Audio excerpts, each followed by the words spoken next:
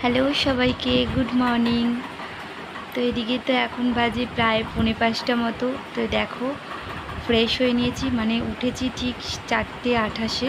উঠে বাসি কাজকর্মগুলো করে একদম ফ্রেশ হয়ে রেডি হয়ে নিয়েছি, যেহেতু আজকে বাড়িতে শুভচণ্ডী পুজো রাখা হয়েছে, মানে করা হবে।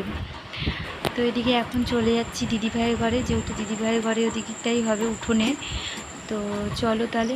আর আজকে জানো তো, দেখো সকাল থেকেই বৃষ্টি, মানে সকাল থেকে ভুল রাত্রির থেকেই বৃষ্টি।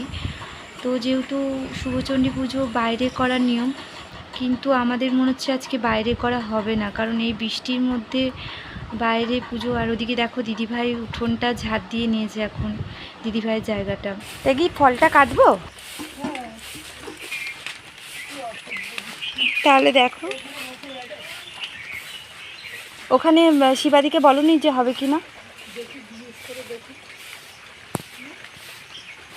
ঠিক আছে।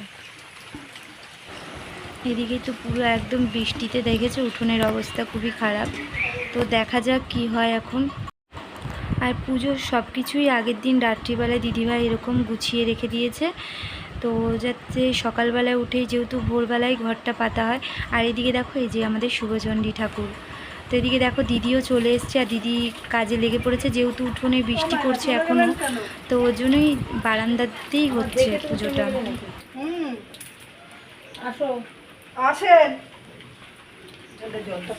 সবাই মিলে যে যেরকম পারি সেরকম পুজোয় বলতে যাবে তো। আর এদিকে কিন্তু দিদি সব গুছিয়ে দিচ্ছে, যেহেতু দিদিভাই আমি সেরকম একটা কিছু জানি না। আর ওদিকে শুভচণ্ডী মাকে দিদিভাই বের করলো এখন। এটা কিন্তু নিয়ম, বাইরে কিন্তু কিছু করার নেই, এখন বারান্দাতেই করতে হচ্ছে বৃষ্টির জন্যে। আর এখন এদিকে মাকে স্নান করাতে হবে, স্নান করে তেল সিঁদুর মাখিয়ে তারপরে স্থাপিত করতে হবে। আর এদিকে দেখো আমাদের দিদি কিন্তু ভালোই হাঁস আঁকছে বেশ। অনেকেই জানো শুভচণ্ডী পুজো অনেকের বাড়িতেই হয়, করে সবাই। তো শুভচণ্ডী ঠাকুরের কিন্তু আসলই হচ্ছে হাঁস নিয়ে, তো ওই হাঁসটাই দিদি আঁকছে। আর এদিকে শুভচণ্ডী মাকে স্নান করিয়ে দিদিভাই তেল সিঁদুর পরিয়ে দিচ্ছে।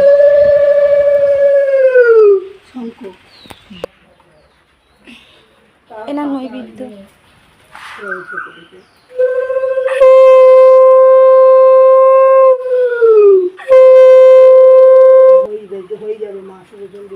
আর এদিকে এখন আমাদের দিদি হচ্ছে পাঁচালি পড়ছে মা শুভচণ্ডী। কিছুই খাইনি, তারপরে ছেলে একদিন ওর ওই আর এদিকে তো দিদি মা শুভচণ্ডীর পাঁচালি পড়ছে। তো পাঁচালিটা কিন্তু খুবই সুন্দর, যেহেতু কথাগুলো স্পষ্ট শোনা যাচ্ছে না, তো ওই জন্য আমি আর তোমাদের মানে আর কি দেখাতে পারলাম না।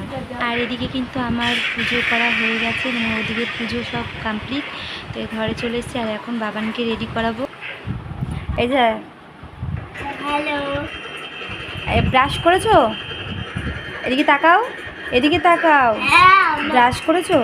কে করে দিয়েছে? বাবা। তো এদিকে এসে খাবার রেডি।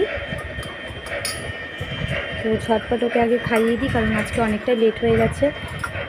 খাবারটা এমনি বসিয়ে রাখা ছিল, তবে নামিয়ে একটুখানি হাতা দিয়ে এটাকে একটু গলিয়ে গলিয়ে না দিলে না ও গিলতে পারে না। তো চলো তাহলে ঝটপট আগে খাইয়ে দিই ওকে। এ নাও নাও।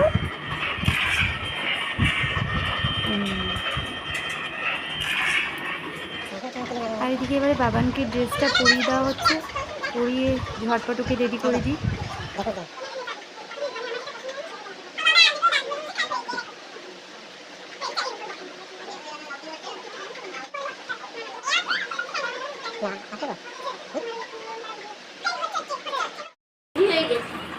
তাই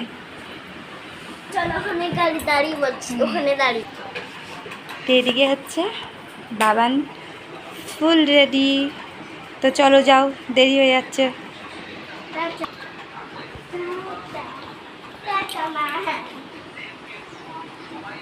সাবধানে যাবে।